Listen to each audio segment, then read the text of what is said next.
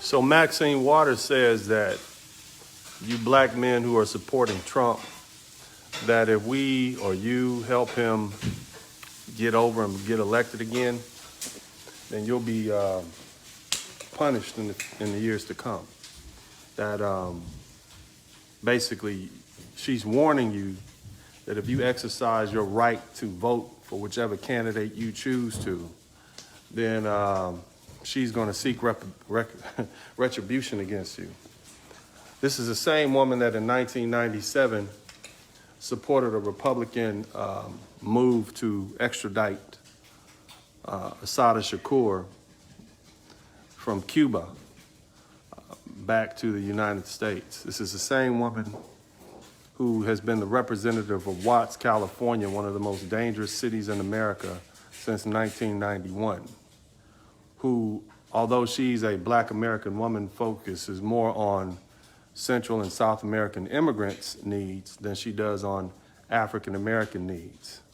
So she's already let us know as black men she doesn't care about us. She's let us know from years of representation. This woman who was born in the 1930s has already let us know that she's out of touch with what black American men especially need. Now, she's a politician, and I understand she's doing what she can do to help her side win votes. But have you guys ever heard of a politician of any other race calling out a specific group or of men? What would happen if a black male politician called out black women and said, you're going to be punished if you don't vote for this particular candidate, that we're going to call you out in the future? What kind of sexist, toxic, masculine individual would he be? That's what I'm asking you fellas.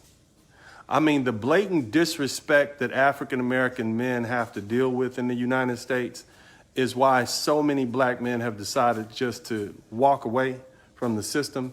It's the reason why you have this whole SYSBM thing, save yourself, black man, because it truly is indicative of the fact that nobody really cares about us, and black men are tired of being treated like children. We're tired of being led around like bulls with a ring in their nose, as if we're just supposed to do what everybody else says do. It's as though we don't have our own interests.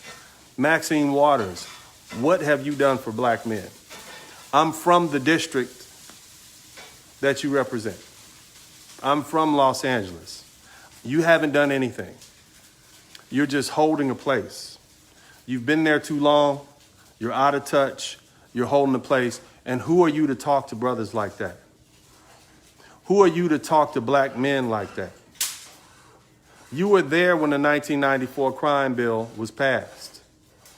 You were in the Black Caucus when it was passed. Yes, I understand that you voted against it. Great, wonderful for you. But since that time period, you got there in 1991. It passed in April of 1994. I understand maybe you were a new representative. There's only so much you can do. But in that 25-year time period, what have you done to mitigate the effects that it had on the black community? What about the 1988 crack cocaine bill that had that little sliver of information in it, that little piece of legislation that says that crack cocaine suspects who are caught with crack cocaine are to be given harsher sentences than those caught with powder cocaine, which directly affected black people, specifically black men. Reason being, first of all, because black men are targeted by the system. Second of all, because at that time, that cheaper form of cocaine, that highly addictive form of cocaine, is what black men were using and selling in 1988. And so fast forward to 1991, when you got elected in 92, 93, 94, 95, 96, at the onset of mass incarceration, what have you done for us? Nothing. So you're part of the problem is what I'm trying to tell you. And so if you try to shame us as though you've been there with us this whole time, is ridiculous. We don't owe you anything, Maxine Waters, because you've already determined that you don't owe us anything. So why should we as black men stand together and support the candidate that you want us to vote for? Now, I'm not voting for Trump, and I'm not voting for Biden. And the reason I'm not voting for either one of them is because I've studied their record and I don't agree with anything. Now, that said, the things that Trump is saying about Joe Biden is true. He does have a 47-year history of anti-black racism in his role as a senator. He does have a bad history of black people. He did call those criminals on the street, which was a code word for black men, predators. Well, black and brown in that regard. He referred to us as predators. He was proud of the 1994 crime bill that he came up with, which put in place the 3 strikes law, which ushered in the mass incarceration system, where you have now more black men in prison, more people incarcerated in the United States than any other industrialized country, specifically targeting black. How can black men represent 40-some-odd% of the people incarcerated and only be 6% of the people in the United States? How does that happen without a specific targeting of these of our demographic by this legislation? Things that were contrived by Joe Biden. He was proud of that bill. And you want us to vote for him, and you're willing to shame us and then punish us if we choose not to vote for him, or if we choose to vote for Trump, because that's what you really have a problem with. You really have a problem with the fact that there are about 20% or 25% of black men who are openly supporting this man and may vote for him when it comes time to vote for him. That's what you really have a problem with. You don't like the fact that black men are deciding to think on their own and do what's in their own best interest. Maybe we don't like Biden. Maybe we haven't forgiven Joe Biden. Maybe we have uncles and cousins and relatives and friends who are still in prison because of Joe Biden's 1994 crime bill, or got strikes because of the 1988 crack bill that he put in place. Maybe that's why. Maybe we have good reasons for not wanting. Maybe we don't like him for those reasons. Maybe it's not just we're just supporting him willy-nilly. Have you thought about that? Probably not. You just feel as though we're property, like many other African-American women do. We're property, and you can just tell us to do what we want, do what you want to do. The problem that you're facing now is something called black male independence. A concept that I first heard coined, or a term I first heard coined, BMI, by Dr. Ron Neal. Another black man who's tired of politicians like yourself. We're tired of you. We're tired of the lack of representation. We're tired of being bullied. We're tired of being shamed. We want to vote our own interests at this point, and we are. And there's nothing you can do about it, Representative Waters. And I'm giving you the respect you do. I'm not calling you out of your name. I'm not disrespecting you. I'm simply telling you that you are going to have to begin to treat black men with a certain level of respect, the same respect that you give those people in those other communities. Pretend like I was a Hispanic man from Mexico or Central America and you were coming to my community as a community leader. Would you tell me that you're going to punish me if I don't vote for Joe Biden? Or would you present me with the opportunities that this candidate will present to us if he becomes elected? If I were a member of the Jewish community, a rabbi in the Jewish community, would you say that you're going to punish us if we don't vote for Joe Biden or if we vote for Trump? Or would you present me with the laundry list of things that you're going to give my community, the benefits that my community, the same thing with an individual from a white community or Asian community? Probably not. You definitely wouldn't threaten them, as a matter of fact. But with black men, you single us out to threaten us 4 or 5 days before the election, as if that's going to work. Let me tell you something about my brothers. We've been living under threat for the majority of our lives, whether it's the police, whether it's other black men, whether it's our school teachers, principals, hell, whoever it is. So your threats are meaningless to us because we've learned to live with threats. But what I'm suggesting that you do is learn some respect.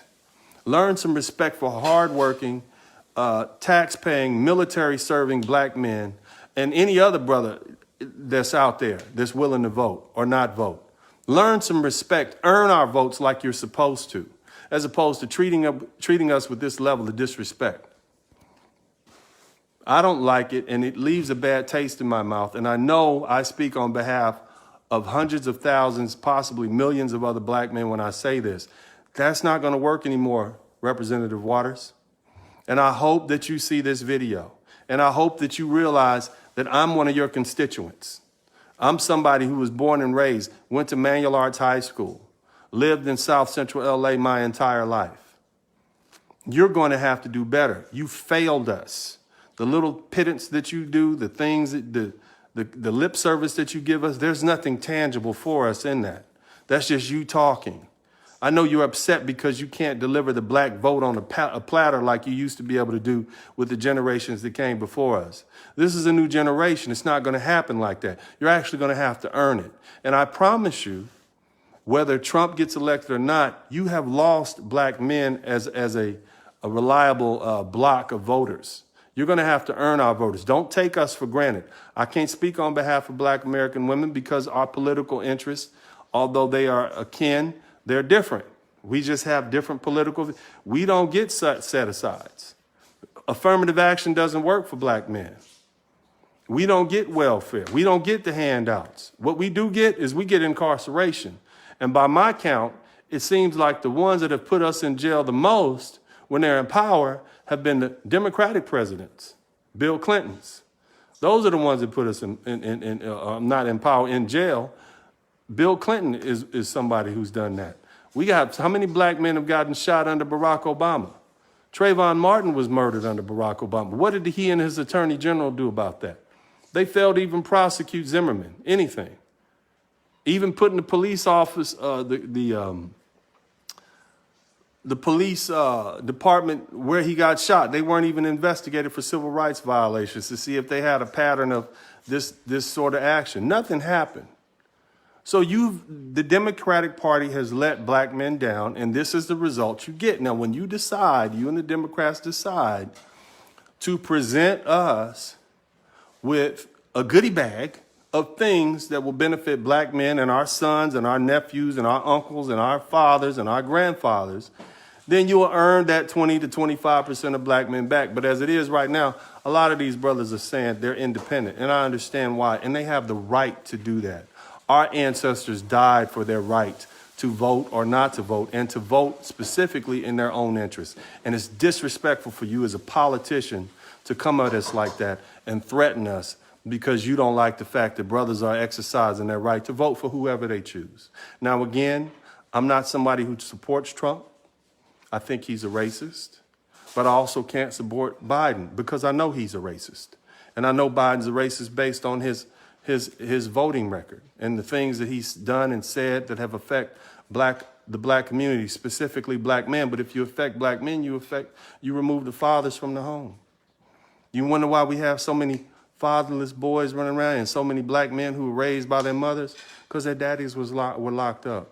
Because they've taken jobs out of the neighborhood. You got this NAFTA thing and all the jobs are being shifted somewhere else. That affects black men. The cheap labor, the jobs that don't require high school or require only high school diplomas or minimal education have been shipped overseas. That happened under the Democrats' watch. And so black men have suffered. You undermine these men by taking away their ability to provide for their family, and then you wonder why the community is destroyed. You, Maxine Waters, were part of that. You are a gatekeeper on our behalf. We elected you so that you can be a gatekeeper, and you didn't do what you're supposed to do. And now you turn around and you tell us we shouldn't vote for somebody who's actually addressing us and addressing our needs and saying, you know what, Joe Biden was wrong. That 1994 crime bill was wrong. I'm willing to at least discuss trying to reverse that with this platinum plan, which may or may not be BS. I don't know. But it's better than what Kamala Harris, who's also part of the problem, is presenting.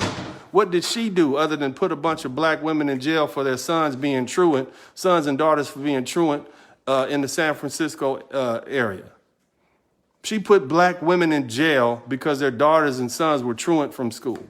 As transient as black folks are sometimes, the kid might not even been there, might not even been in the district anymore, and you put them in jail. What about all her refusal to prosecute those crooked cops out there who are known for doing things that were wrong? And she just turned a blind eye and didn't pay. She did that as the attorney general. This is the ticket that you want black men to support. This is who you want us to support over Donald Trump. I don't care who you brothers vote for. I just want you to exercise your right to vote, and I want you to vote your own interest. I don't want you to vote emotional. I don't want you to be tied to one particular party. I want you to vote your interest. Now, me, for the most part, I'm going to vote for Democrats down ballot. But as far as Biden and Trump, I may not vote for either one of them. I'm not sure. But I'm going to vote my interest, and that's my right as an independent American voter. I pay my taxes. I stay out of trouble. I have my right to vote. I'm going to exercise my right. But what I'm not going to take is people like Maxine Waters, whatever color they may be, singling out black men and telling us what they're going to do, and they're going to punish us if we don't vote the way they want us to vote. That's BS, and that type of foolishness has got to stop. This is Attorney Dennis Sperling, and I'm out.